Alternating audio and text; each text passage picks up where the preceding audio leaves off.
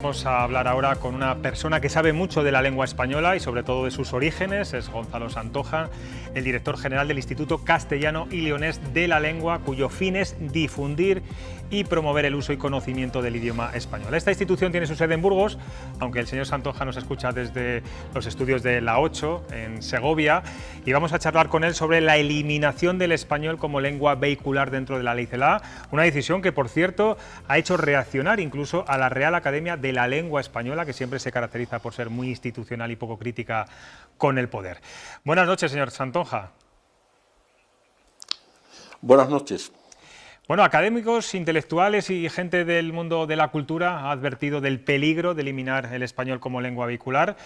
¿Cómo lo ve usted? Que, como decía en su presentación, el Instituto de la Lengua es una institución vinculada a los orígenes de la lengua española. Francamente, es una medida absolutamente mala para todos. Mala también para los catalanes, para los gallegos y para los vascos. Mira, yo me he venido con una revista que se llama Galeuzka, que es Galicia, Euskadi, Cataluña. Esta revista se hace en el exilio, en el año 45. Es una revista mensual, colaboran en ella los sectores más independentistas del PNV, de Manuel de la Sota, y las personas más independentistas de Galicia, por ejemplo, Castelao. Bueno, no hay ni una sola palabra que no esté escrita en castellano. Es decir, cuando Puigdemont se junta con Urkullu con Puigdemont, pues se tienen que entender en castellano. Es decir, un país necesita una lengua vehicular, una lengua en la que todos nos entendamos, y que esa lengua no exista, pues es malo para todo, insisto, también para ello. ¿En qué se van a entender los independentistas catalanes y los independentistas vascos cuando se junten? ¿En qué se van a entender? ¿O van a hacer traducciones simultáneas o se van a entender en inglés? Cuidado, que este es un peligro que están teniendo, porque en Cataluña están fracasando en la inmersión. Pusieron el inglés frente al castellano y resulta que muchos estudiantes se están pasando del catalán al inglés, porque el catalán, como cualquier lengua minoritaria, no tiene ninguna posibilidad de erradicar al castellano o al inglés. ¿Y qué cree, señor Santonja? De estar en...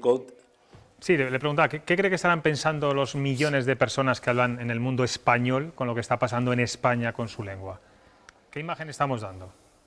No se entiende, no se entiende. Yo voy mucho por Hispanoamérica, no se entiende, y también es un peligro, porque antes o después en Perú, en México, en Colombia van a surgir movimientos iguales. Es decir, en Perú se habla mucho quechua y mucho aymara, y son los indígenas los que se han pasado de esa lengua al castellano, porque es la lengua de la igualdad y de la igualdad de oportunidades. Pero esto, por un lado, va a multiplicar esos peligros en todo el mundo, y en segundo lugar, antes o después va a desplazar el centro del español de España a algún país de Hispanoamérica. Y eso va a tener consecuencias gravísimas en las que no se está reflexionando. Va a tener consecuencias gravísimas, por ejemplo, en nuestras universidades. Sí, algunos historiadores lamentan estos días que el abandono del castellano como lengua vehicular en la enseñanza obligatoria en Cataluña no es solo consecuencia de la ley CELA, sino que ocurre desde que se implantó el modelo de inmersión lingüística al que hace un momento hacía referencia, y que tampoco la ley Wert supo revertir. Es decir, que ahora se plasma en una ley lo que, bueno, desde hace años está ocurriendo.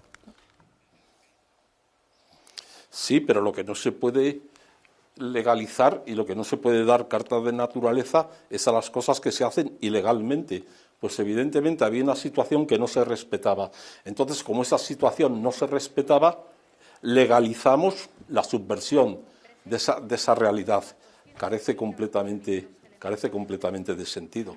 Es decir, es evidente que la Generalitat no respetaba la ley. Conclusión, la Generalitat tiene que respetar la ley. No se tiene que adaptar la ley a la falta de respeto de la Generalitat. Esto parece una cosa de bastante sentido común. Hay muchas cosas que se hacen y están prohibidas. Plantar marihuana, yo qué sé, hay infinidad de cosas. ¿Qué hacemos? Como se hacen, aunque estén prohibidas, las legalizamos. En fin. ¿Y es compatible un Estado que preserve y asegure el carácter vehicular de su lengua oficial, en este caso el castellano, el español, y a la vez no perjudique a las lenguas propias de cada territorio? ¿O esto, al fin y al cabo, estamos hablando de una cuestión meramente política? Es que las lenguas no discuten, ni se pegan, ni guerrean unas contra otras, son las personas.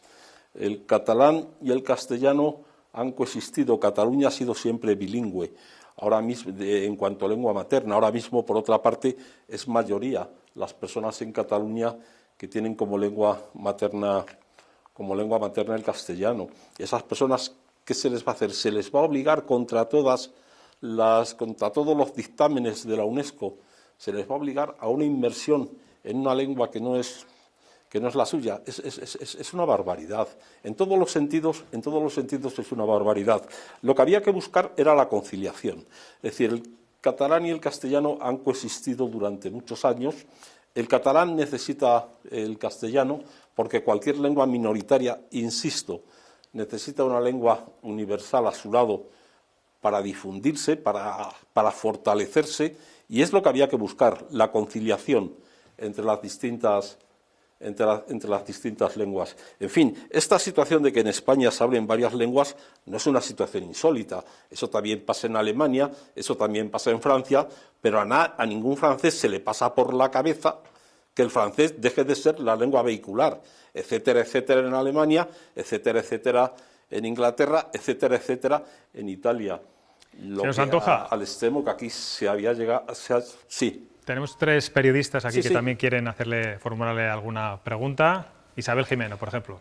Hablaba de ese enfrentamiento. ¿El error ha sido contraponer a 2 lenguas, bueno, a 2 en cada territorio, a 2 lenguas, y no intentar fomentar esa conciliación, esa cohabitación y esa riqueza de ser capaz de hablar varias lenguas con la misma soltura y la misma fluidez? Vamos a ver, aquí hay un problema muy serio, hay un problema político muy serio. Una persona que haya nacido en el año 2000 o en el año 2002 ya ha conocido 4 leyes de educación.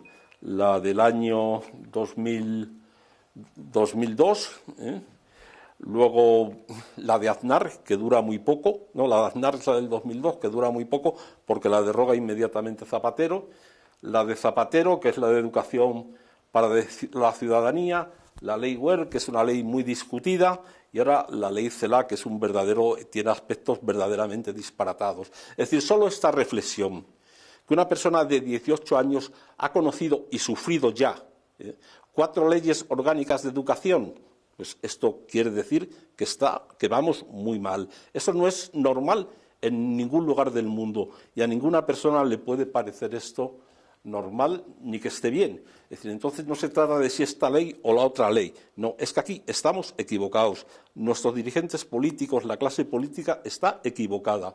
Tienen que sentarse a hablar, tienen que dialogar y las leyes de educación no pueden ser ni de unos ni de otros. Tienen que salir por absoluto consenso. Y esto no tiene vuelta de hoja. Y en la dinámica que estamos, es una dinámica absolutamente desastrosa. Félix Ángel Carreras también le quiere... al guerra civilismo y al enfrentamiento.